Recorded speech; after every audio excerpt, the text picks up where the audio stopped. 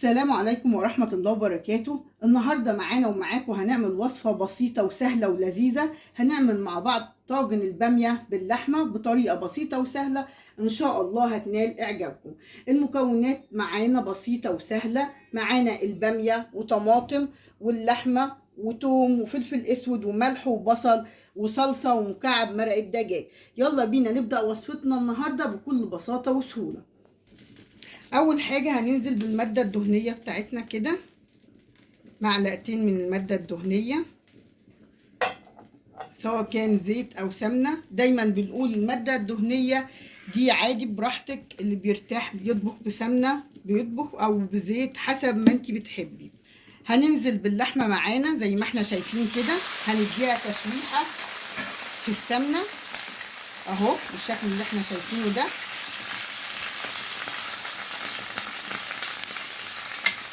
واحنا معليين عليها النار عشان احنا مش عايزينها تنزل ميتها، احنا عايزين نديها تشويحه كده ونصدمها من على الجنبين وتاخد معانا لون وبس.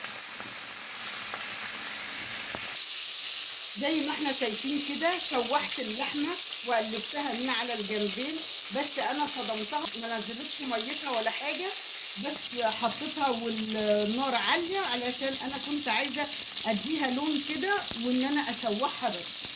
تمام. هنزل دلوقتي بالبصل وهقلبه كده زي ما احنا شايفين. شوحنا كده البصله زي ما احنا شايفين، احنا بنشوحها بس مش هتاخد معانا لون، يا دوبك بس هتدبل. اول ما تدبل كده هنزل بالتومه بتاعتي كده بالشكل اللي احنا شايفينه ده، برضو هشوح التومه معايا. شوحت التوم مع البصل زي ما احنا شفنا كده، برضو مش هديها لون، برضو هشوح بس. وهنزل بمعلقتين صلصة لتعزيز اللون مش اكتر اهو، وهنزل بالصلصة الاول.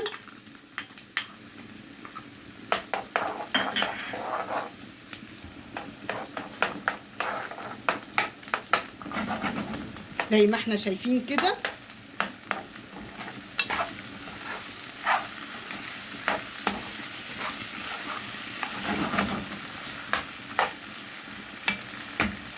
وهبدأ دلوقتي انزل بالطماطم. انا مصفية الطماطم، ضربها في الخلاط ومصفياها. هنزل بالطماطم وهسيبهم بقى يتسبكوا على مهلهم خالص واللحمة تستوي وبعدين نرجع لهم تاني. دلوقتي زي ما احنا شايفين الطماطم معانا اتسبكت اهي، وبس اللحمة طبعا لسه ما استوتش قوي. هبدأ دلوقتي اجيب معايا مية، ولازم المية تكون سخنة عشان خاطر اللحمة ما تشدش. تمام.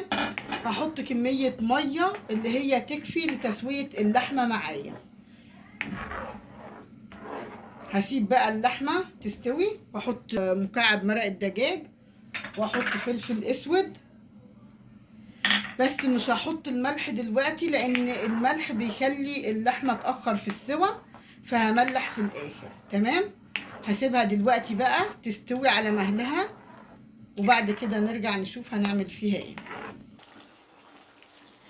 كده خلاص معايا اللحمة يعني بدأت هتدخل على سوا. تمام. هنزل بقى دلوقتي بالبامية معايا زي ما احنا شايفين كده. برضو هسوي البامية يعني تبقى البامية 3/4 سوا كده، وهتكمل سواها طبعا في الطاجن او في الصينية اللي انت هتدخليها الفرن. هنسيبها على النار كده تستوي 3/4 سوا وبعد كده نشوف هنعمل فيها ايه. في المرحلة دي بقى برضو احط الملح بقى اهو. خلاص اللحمة خلاص داخلة على سوا، فالمرحلة دي ممكن املح معايا ايه البامية واللحمة بتاعتي. هسيب البامية بقى تستوي 3/4 سوا وبعد كده نشوف هنعمل فيها ايه. كده البامية معانا استوت 3/4 سوا واللحمة كمان. هنبدأ دلوقتي بقى نحطها في الصينية او في الطاجن اللي هيدخل الفرن معانا. انا هحط في صينيه زي ما احنا شايفين كده. هبدا انزل بالباميه واللحمه زي ما انتوا شايفين كده اهو.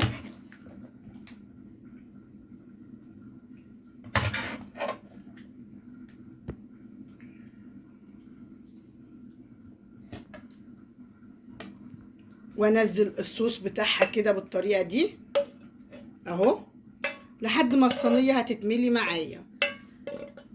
هي المكونات قد الصينيه اللي معايا بالظبط.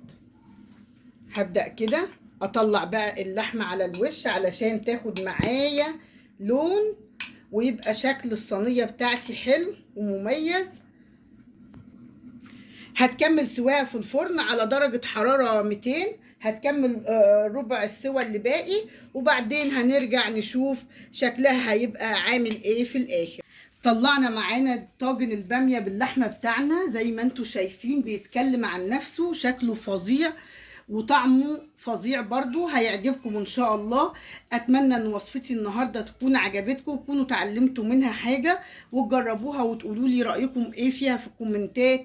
وشكرا لحسن استماعكم، والسلام عليكم ورحمه الله وبركاته.